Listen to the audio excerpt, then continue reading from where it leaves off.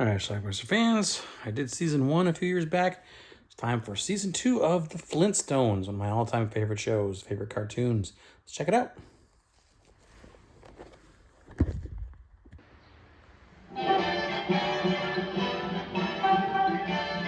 Episode 1, the hit songwriters.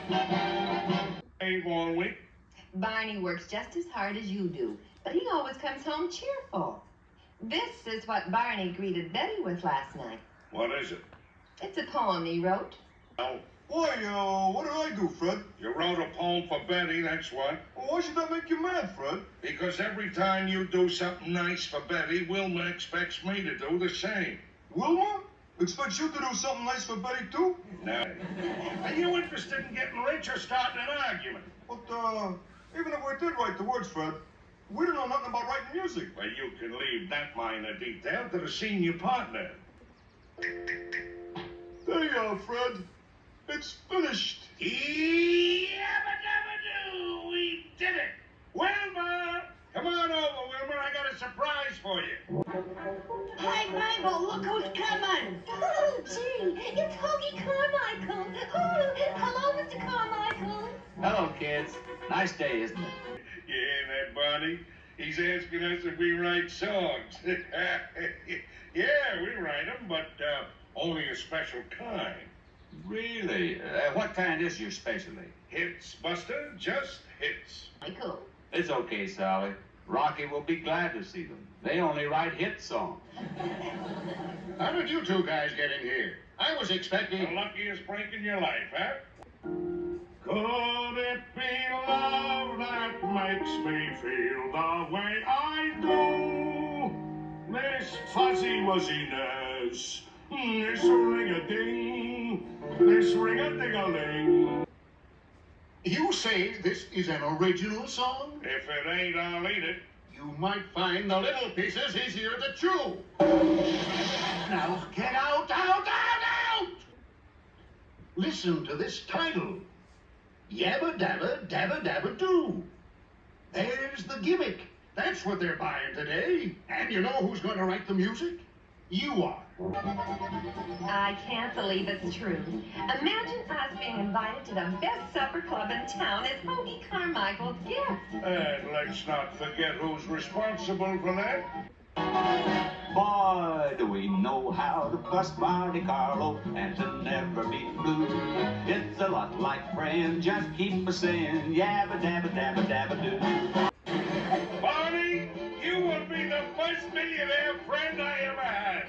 Don't rush it, Fred. Only 1 in 5,000 published songs ever make any money. Just Episode 2, Dribble on Flintstone. Cousin Tumbleweed and Cousin Mary Lou Jim.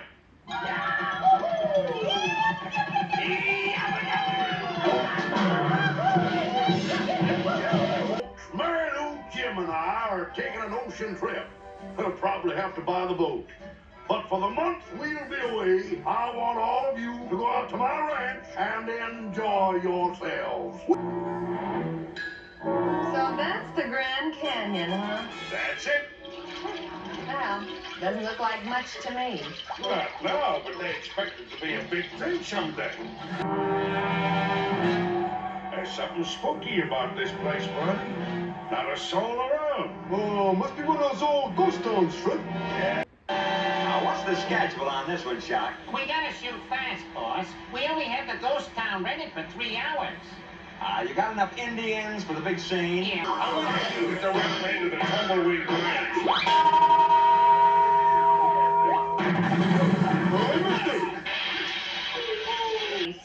Do you suppose it could be real Indians? Not a chance. There hasn't been a real Indian around here for years. What's wrong, Wilma? Indians! And they're... Do you think we'll get out of this one, Barney? I don't think so, pal. It looks bad. Are you sure? I'm sure, Fred. Well then, here's the $10 I borrowed from you 2 years ago. Spoil the shot! Keep shooting! It must be their wives! They're getting out of the car! They're attacking the Indians! Wow! Oh, this is great! There ain't been an Indian around here for 50 years. Boy,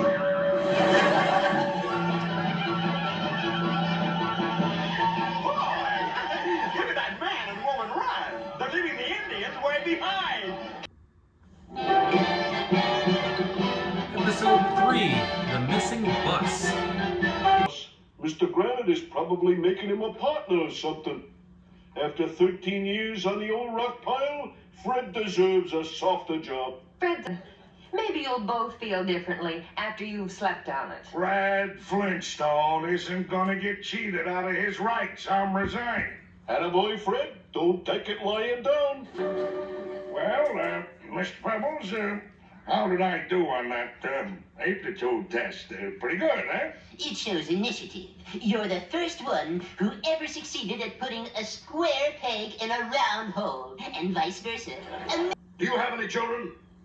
Oh, I'm sorry, I don't have any children. Don't feel badly. Soon you'll have 50 of them. What? Tomorrow morning, you'll roll out of the carborundum car barns on your first mission in full command of bus number 9. I'm Mrs. Gabby Stone, and these are my children, Paul, Hope, Hillary, and James. And I wonder if it'd be too much trouble to ask you to drive fast past the fields of goldenrod. And poor little Paul has hay fever. Goodbye. We're just plain ordinary guys doing a job that must be done, so we can get home again to Mom's apple pies. What? Stop! The bus! Gee, lady, I'm sorry. I'm all out of kids. I must have dropped yours off at the wrong stop. What does it look like? Where's that Fred? He forgot to pick me up. Isn't he with you? Nope. And he isn't back at the bus barns either. I called up and I got a reward out. For Fred? No, for the bus he stole. What's wrong, Wilma? The nurse said Fred had fallen asleep, but not to worry. Mrs. Flintstone was doing fine. Music plays to the left. Fine, fine, wonderful. Give us that smile again, Flintstone. Great. Oh, boy. Give us the look when you first realized your passenger's condition. With us, one of the most valuable men we have, in fact... Just a minute. He's not your valuable man. He's my valuable man. Who are you? I'm J.J. Granite, Fred's boss. And this was driving a truck. A dynamite truck. Well, why didn't you say so? I'll take that cinchy job. Episode 4, Alvin Brickrock presents. This is not on TV. It's a closed second. But who's fighting? The new neighbors, Mrs. and Mr. Brickrock. Nevertheless, I wonder if I might borrow a shovel. Of course. I'll get it. Why, Mr. Brickrock, how nice. We've been trying to drop in on your wife, and now it looks like we'll just have to meet her to say goodbye. I'm afraid that won't be possible. I had to send Agatha off ahead of me. Boneheart is 5'10", has wavy hair, a natty mustache, and walks with a limp. Due to an impediment, Boneheart speaks with a slight British accent and has difficulty pronouncing good evening. Don't you see our neighbor, Alvin Brickrock? He borrowed my shovel. He could be a vicious monster, a diabolical fiend. Oh, now, Fred, you haven't returned my lawnmower, and I don't feel that way about you. Well, I don't think it's a phone booth. It's not a phone booth. We found Agatha. Good. I'll go down to the corner and get the cop while you stay here and keep an eye on her. I think we've met. This is my mummy. She's 2,000 years old. Oh, how do you do, ma'am? So when the expressmen come, give them Alvin's trunk. He left it here for them to pick up after he leaves. Sure. The address and all the information is right on it. Bye. Bye, dear. This other trunk contains the missing Agatha Brickrock. You thought Mrs. Brickrock was in that trunk, and you were trying to prove it by getting into our trunk? Yeah, there's a picture of him in the magazine. This man has wavy hair and a mustache. A mere disguise. He doesn't walk with a limp at all, and he photographs taller. habits for her body. You see, dear Agatha is a bug on physical culture. This is her bodybuilding equipment. Science was indeed astounded by my discovery of a living man-eater, which can be trained to eat wives too, if necessary.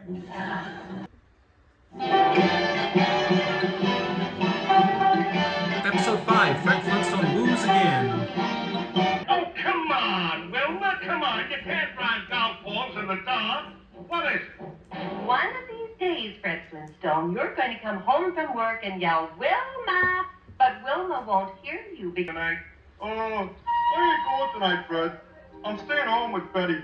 What's the matter? She sick or something? Oh, no, Fred. I just been going out too much lately. I think you want to stay home too, Fred. An idea. Got a great idea. You, Fred? What? I could take her there on a second honeymoon. Oh, now you're talking, Fred. She loved that. Yeah, we'll go this weekend. I feel kind of funny going along on your honeymoon. Oh, why should you, Barney boy? After all, you're my best friend. Yeah. And besides, Wilma and Betty will have a ball together while we go fishing. Were you married the first time by Judge Wedrock? Yes. Is he in? I'll say he's in for about 7 years. He never did have a license to perform marriage ceremonies, and... She should have signed those papers. And then, locking me out of my own cottage like that is ridiculous. I don't care what that guy says. As far as I'm concerned, we're still married. What's the hurry, Wilma? There's plenty of time to sign the license. Sign what license, Fred? I left my compact there yesterday, and I'd like to pick it up and go home. I will not telephone my own house and ask my own wife for a date. Oh, Betty, are you sure that's what Wilma told you to tell Fred? Absolutely. She didn't say anything about you, Fred. Wilma wants me to ask Barney if he could use an extra bowling ball. What? Give my bowling ball away? Well, that's the straw that broke the camel's back. Well, I'm making it my business, and you're not giving them to Wilma Flintstone. Oh, no. No. Says who? Says me. Fred, what happened to your eyes? Oh, never mind that. Wilma, I came over to apologize for making you do all those things just to show me how stupid I am. A couple stopped in at the coffee shop to have their marriage ceremony performed again by Judge Brickrock. Well, Stonewall told them that the judge was in jail for marrying people without a license.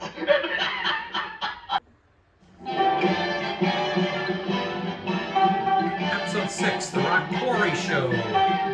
Rock Quarry will be in Central City tonight. Listen, Rock Quarry, famous film star, makes personal appearance at Central Theater tonight. Rock Quarry, my very favorite movie star. Oh.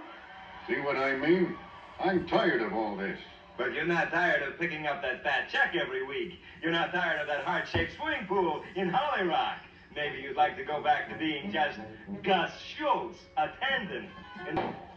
He can say what he wants, but at least at the gas station I had friends. They liked me because I was just plain Gus Schultz, not because I was Rock Quarry, the movie star. I gotta get out of this rat race. Tell him, Barney, buddy. Tell him just how it happened. You drove through a boulevard stop, Fred, and hit that man's car. What did I tell you? Right through the boulevard stop and... You must be a stranger around here, fella. I've never seen you before. What's your name? Gus Schultz. He doesn't know me. Please, Wilma, nothing fancy. Gus will take pot luck. Pot luck, huh? Okay, here, the pot. Now go out there and tell Gus to get lost. Ah! It's him! It's him! It's him!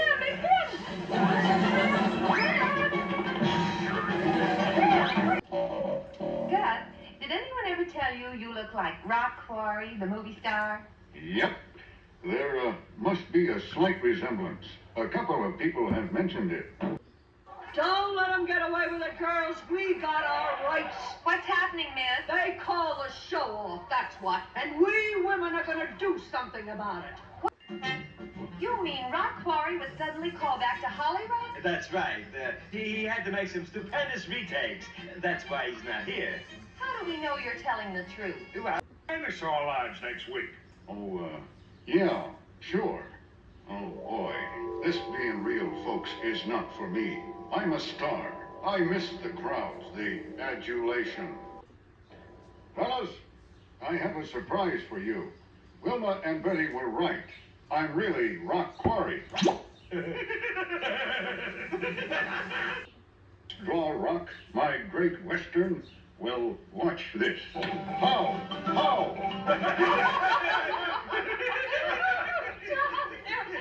can't stand it. I was here first. You're great, Mr. Quarry. Gus Schultz is Rock Quarry. And he's driving away. Hey, pardon me, miss. I'm looking for my friend, Rock Quarry. I heard he was there. My name is Gary Granite. Gary Granite? Betty? Betty? You'll never guess who's here. Yes, he's here. It's for you, Gary. Here. Hello, Ingrid. Huh? I'm sorry I can't. I'm all tied up at the moment. He's not kidding, Betty. Episode 7, The Soft Touchables. F. Flintstone, part-time private eye. B. Rubble, likewise. Office hours after dinner. Hey, what's the use of having a sign on a door, Fred? We don't do any business.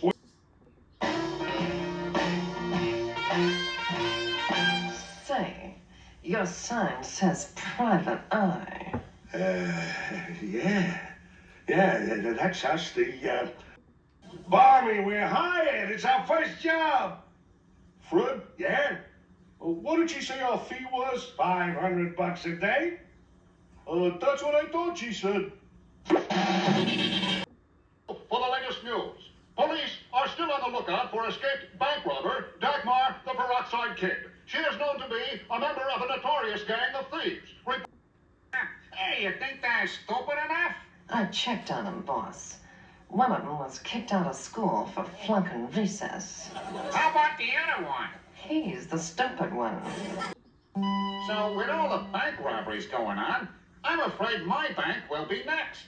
Gee, what are you gonna do about it, Mr. Rockhead? I'm gonna move all the money out of the bank to a safe place. Mr. Knuckles? Right, Mr. Boss.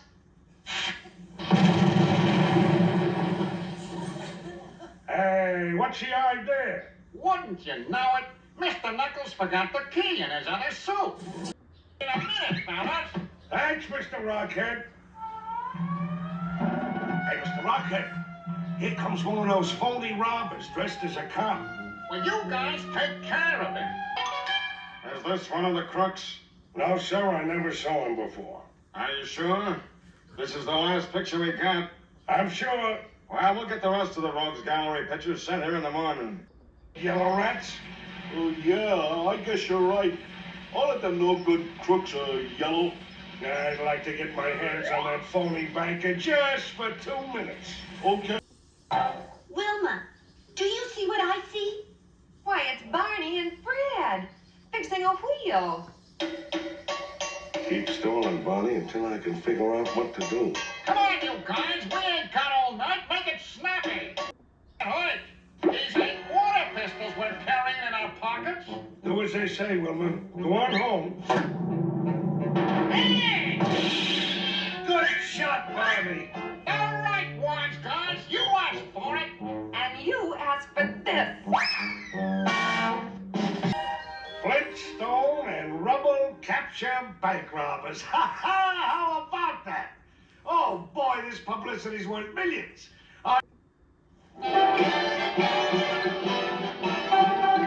Episode 8, Flintstone of Prinstone. Our handsome football hero will be one of the all-time great college certified public accounting stars. Fred, what happened? I lost a little hair. What kept you from going to college? Only one little thing. I never got out of high school. Why not? I'll tell you why not. Because I was young and strong and stupid. I wanted fame. So instead of studying, I went out for football. Is your career on the rocks? Are you a big fat failure? Night school wants you. Prinstone University throws wide its doors to over 400 big fat failures each year. So you're going to college, eh, Freddy boy? I'm proud of you. It takes a smart man to know when he's stupid. Yeah. So? I'm an upperclassman. Yes, sir. From now on, Mr. Simple Soul, carry a light, the time, and any upperclassman's books, and bow in the presence of an upperclassman. Yes, sir. Flintstone!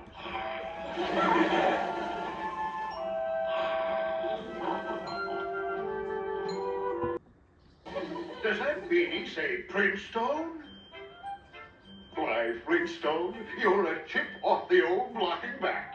I played for Prinstone, you know. Give me the old PU shake. Starting from the bottom up, about 55, 45, and 35. Shaped like a bullet, huh? One of my finest, Tiger. In a counting class.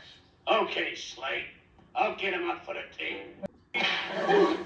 First, can I ask the coach something? Go ahead. Will I get to play with the upperclassmen, sir? Yeah, you can rock him and sock him.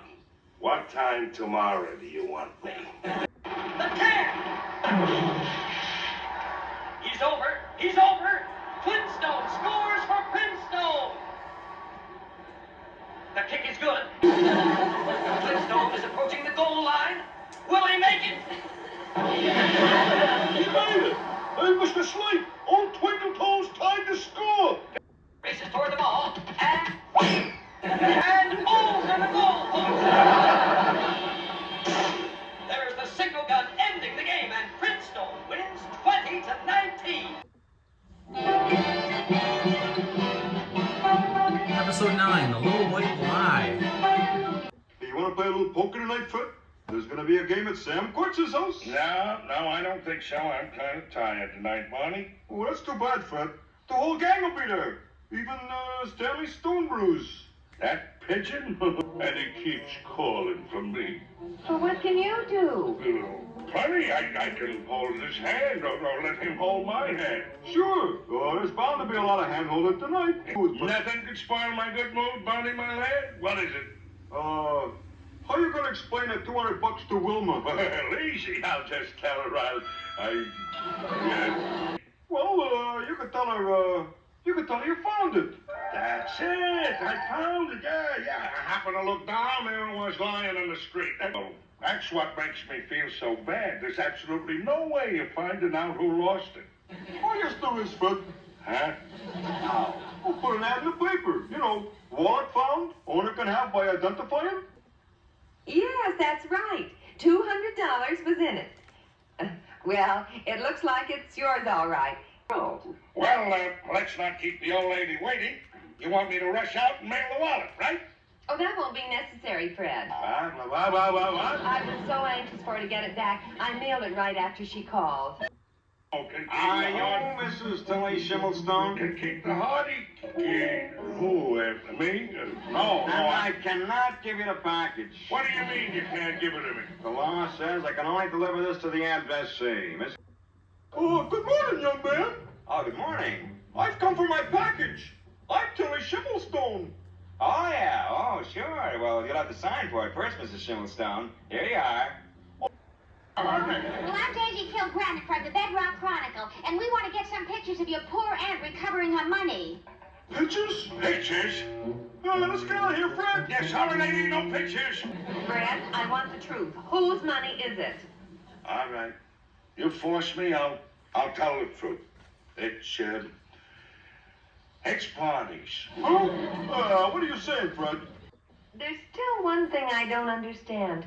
Why were you keeping the money, Fred? So Betty wouldn't find it, and I had to tell you I found it because if Barney made me promise I wouldn't tell a soul about him saving it up, see? The books. I've got a great idea. Let's take that money and blow ourselves to a real good time tonight. And we'll take Wilma and Fred with us. Hey, sounds like a great idea to me, honey.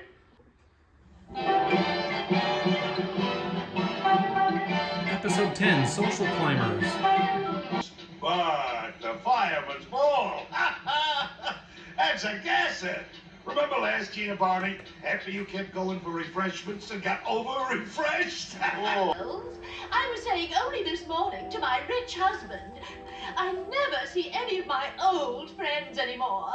Being frightfully wealthy has its drawbacks, you know.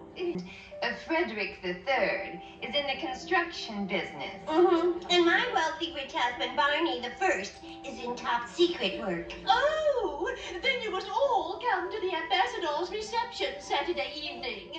Here are the invitations. A lot of husbands are taking their wives to the fireman's ball. To the what? Joe Rockhead's volunteer fireman's ball.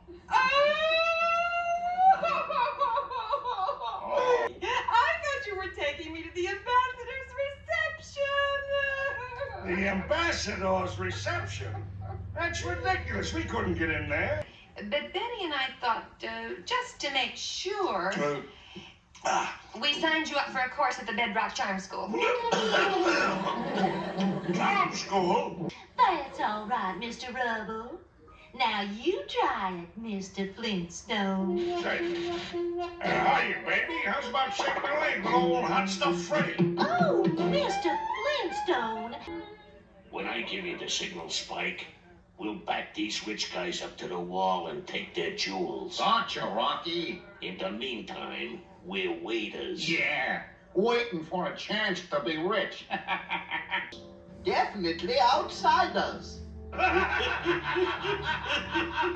Fred, Yes, Mother. we've had enough of this. They're all snobs here. Well, Barney and I are having a lot of laughs. This is the deadest affair I've ever been to.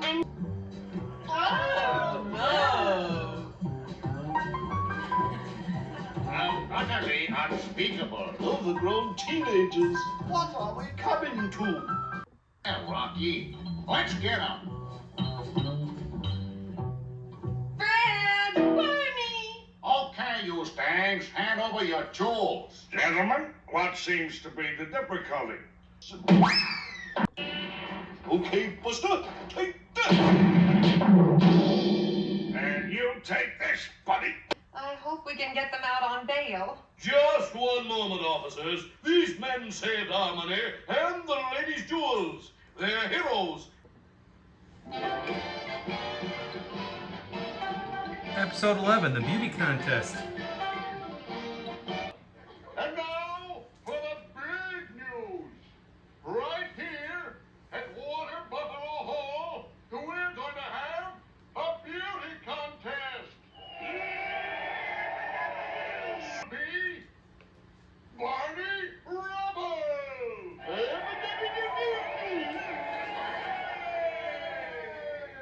Nice going, King. Yeah, they couldn't lose. Theirs were the only two names in the hat. You can help me with a little problem I have, Fred. Sure thing, boss. Well, I have a daughter, Fred, and, it seems she's entered in a beauty contest. And Hello, Cookie. I promised Cookie she's going to win the beauty contest. And Big Louie never welches on a promise. Ask anybody. No, but I sure wish I had. Well, I'm voting for Cookie. She's a pretty lady. And I'm voting for Bessie. She's my boss's daughter. Why, yes, Mr. Rubble. We'd like your honest opinion. What do you think of our chances? Your chances for a broken arm are great. Now you two get out. It's too bad we had to deceive them about the beauty contest. Well, we had to uphold our Buffalo secrecy oath. Yep, that's right. But believe me, Barney, from now on, no more deception, right? Say, Betty, Fred and Barney are out in the audience somewhere. So, well, just for a gag, let's walk across the stage with the rest of the girls. It'll give Fred and Barney the shock of their lives. Hey, Rubble. Remember, Rubble? The winner's cycle or else. It's Big Louie and his boys. And Betty. It's a tie for first place. Our wives look best to us.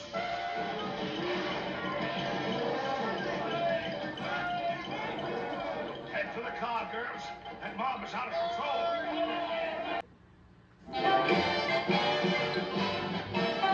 Episode 12, The Masquerade Ball. Now, just a minute here. I've sold all but 4 of the tickets. You mean we have to pay for all I don't sell? But they're $25 a piece. Tickets are 25 each. Here's your buck. Good. I'll accept this as a down payment, and I'll deduct a little each week until the balance of 99 is paid out. Shouldn't take more than a year or two. $25 a piece. Bird is my costume, and the turtle is reserved for Mr. Rockhead. Of the Cave Construction Company? That's your boss, Fred. Yeah, and that gives me a great idea. I couldn't help noticing. You're a dinosaur, aren't you? You don't miss much, do you, pal? Oh, I'm very observant. You know something? I don't get many dinosaurs in here, especially talking ones. No wonder with the prices you charge. Martha, I absolutely refuse to go in there wearing this silly turtle costume. Why, Mr. Rockhead, why aren't you inside? Because of this silly turtle costume you sent over. You want me to make a fool of myself? Why don't you two exchange heads? Watch where you're dancing. If you bump me again, I'm liable to bump you right on the beat. That's Fred Flintstone. Did you hear that, Martha? He thinks that's me out on the patio. Nice little party, right, sir? It's ridiculous. You'd have been rolling in the aisles laughing, Shorty, if you heard me throw in compliments at the president of the Cave Construction Company. Oh, thank you, sir. Well, Fred, did you have a nice time at the ball last night? Sensational. My only regret is that I didn't recognize you, or I would have stopped to pay my respects. You. What were you wearing? I got it right here. Sure, I talked to you. We were standing at the refreshment bar, and I was saying, oh boy, what I was saying. You were gonna bump me right on the beat, etc., etc., etc. Well, what have you got to say for yourself? Oh boy, me and my big mouth.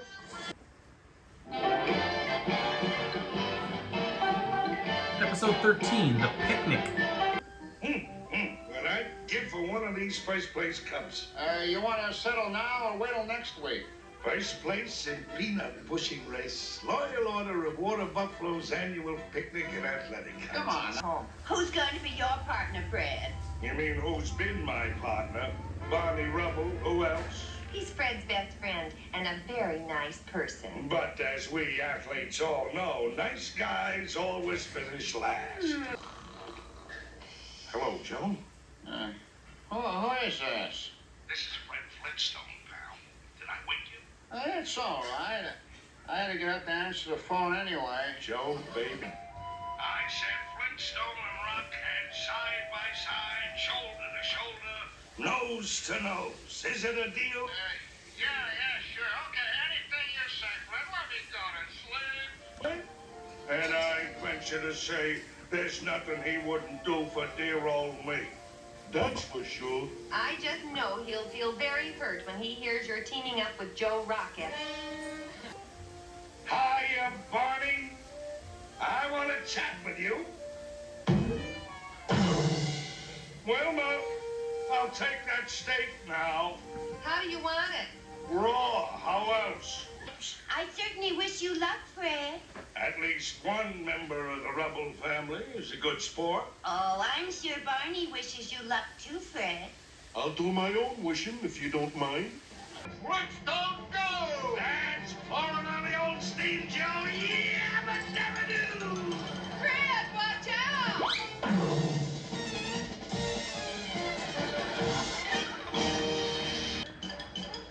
Whoa! What a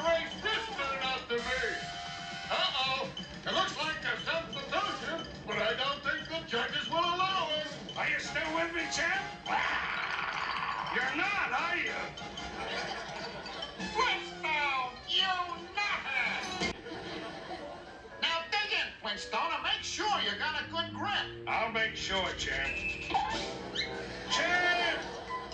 Of course you know, Flintstone, this dissolves our partnership! So what if Joe got another partner for the big race? You can get another partner, too. After what happened, who would be stupid enough to team up with me? I might be stupid enough. And here comes Flintstone and Rubble, that passing rock-headed slate. Hello, Joe. Goodbye, Joe. Episode 14, The House Guest. Game. Barney, come in, quick! Coming, Betty. Coming. Hurry, Barney, hurry! Hey, what's the matter, Betty? What's wrong? We've got a leak. It just started a minute ago. Yeah, and she wanted to call a plumber. Maybe we better. Quiet, and get me another ice pick. How many ice picks do you think we got? Stop! All right, so it doesn't look pretty, but it works. Betty isn't gonna like it. Hey, Fred, look, the dam's gonna burst. Leak. I gotta use the phone. Why don't you use ours? I can't. It's underwater. Hello? Give me a plumber. Any plumber. Barney! My mother always said the surest way to lose a friend is to invite them to come and live with you. Oh, that's ridiculous. We may be making a big mistake if we stay. I'm afraid so. What do you mean? Yeah, what mistake? You know what's going to happen if you and Barney are cooped up here together. What's going to happen? You're going to start fighting. Oh, me? What did I do? I'll tell you what you did. You grabbed the big piece of cake for yourself. Well, what would you have done? I'd be a gentleman. I'd take the little one. Well, you got it, didn't you? What are you kicking about?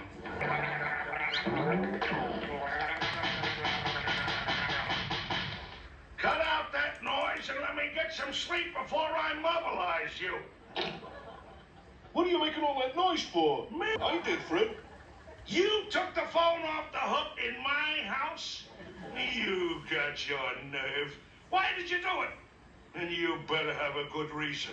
Well, I can't concentrate on my reading if the phone starts ringing. Pizza pie. And it looks mighty delicious.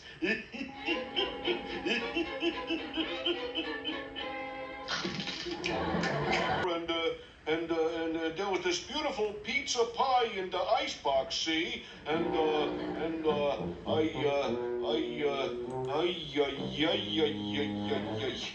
Eating that pizza was the last straw. Now you and me are gonna have a knockdown, drag-out, man-to-man fight to the finish. Oh, girls, they're fighting. I always say you never know people till you live with them. You can say that again. What are you laughing at? Don't you get it, Fred? They said we'd be fighting, but look who's fighting.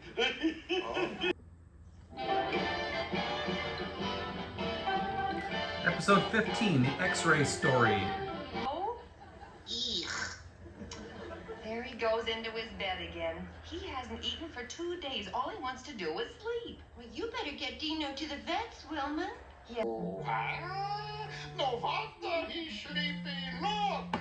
He's got a dinopeptic germ. A dinopeptic germ? Is that dangerous? No. All dinosaurs get it sometimes. Right. Yeah, sure. A dinopeptic germ is nothing to a dinosaur. But if a human ever got it, well, I'd rather not talk about it. Come in, Doctor.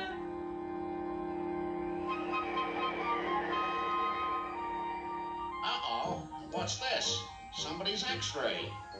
Hey, I'd better take this down to the police laboratory. If a human gets one, oh, my. Well, I'd rather not talk about it. It even makes us doctors squeamish. Isn't there any cure, Doc? Oh, yes, indeed. If the patient is kept awake and active for 72 hours, the dinopeptic germ conks out from frustration. Dinosaurs. But this x-ray shows that your husband has it. But he can be saved. Saved? How? You must see that he doesn't fall asleep for 72 hours. I get it. Yeah, we've got to help Fred stay awake for 72 hours. We have to help save him. Yeah, because Fred is a wonderful friend and neighbor. Oh. Fred, keep your eyes open. Everybody's looking. You'll be okay for a while. Fred! They're coming now. That's a point, Fred. We got some rocking and rolling to do. What's with you guys and your old flip? I gotta go to work tomorrow. Yep. Walking can be fun, right, Fred? Oh, how are you going to keep Fred awake for 72 hours, Wilma? Happy New Year, Fred!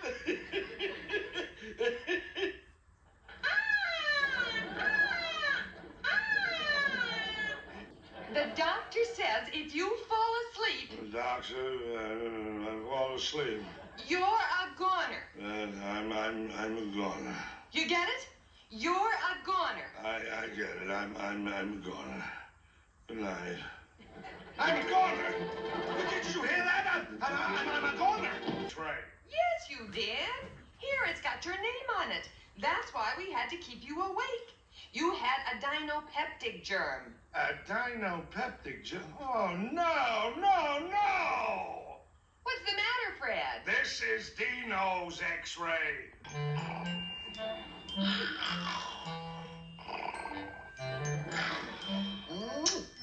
Isn't that cute?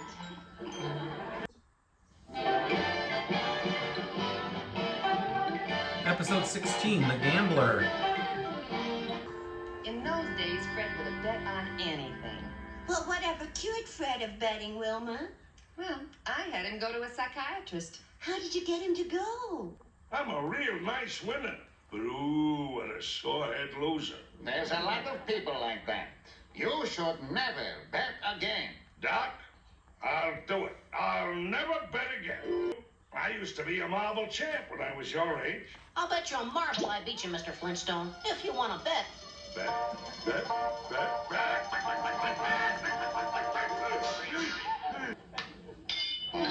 That's $88 you owe me, Mr. Flintstone. What happened? I promised Wilma I wouldn't bet anymore. I'm back to being betting Freddy again. Something has come up and I will need a little more time. I'll get the money to you as soon as I can, but you understand, don't you, honey? I understand, Mr. Flintstone. You're welching. It's hard to believe. What's a TV set when a man's honor is at stake? Don't forget, Arnold, I get it back when I raise the money. Okay, anytime, Mr. Flintstone. Hey, tell you what, Fred. We'll play for a nickel if you want to bet. Okay,